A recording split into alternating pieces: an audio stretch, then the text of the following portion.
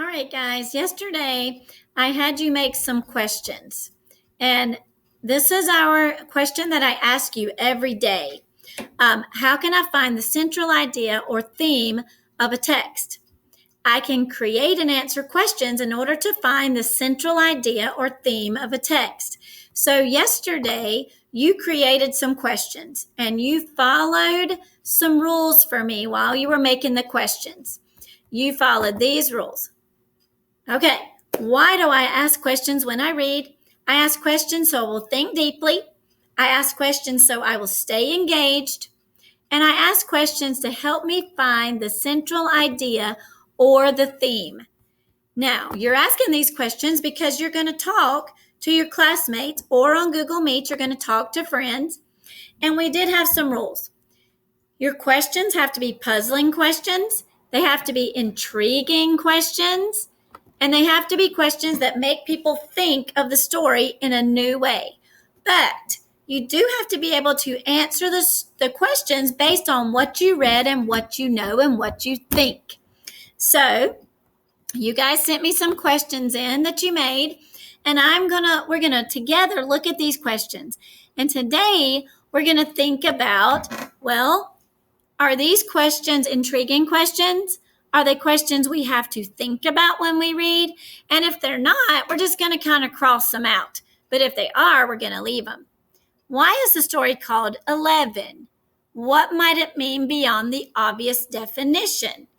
Well, that one could be an easy one, but if it's not the obvious definition, then I think I can leave it because I have to think about it.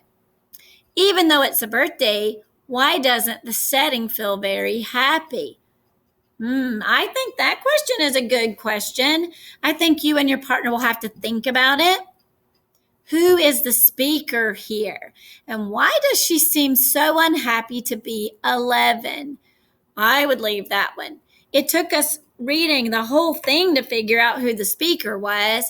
And we really have to think about why she's unhappy about being 11. And is she really unhappy about being 11? Or did this whole situation with the teacher and the sweater make it unhappy to be 11? According to the text, what does the 5-year-old part of you need? Well, that one might be one that I can mark out because I can go straight to the text and find what the 5-year-old part of me needed. What age does Rachel feel when she starts crying in class? Well, I can go back and kind of just put my finger on that one too. So it's not that they're bad questions. They're just not really intriguing questions. So I want you to take a look at the questions your friends made and your own questions. And I want you to mark out any that are just like really easy, that we don't have to think about, that we can just put our finger on.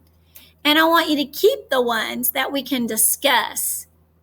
And then we're going to take those questions and we're going to rank them.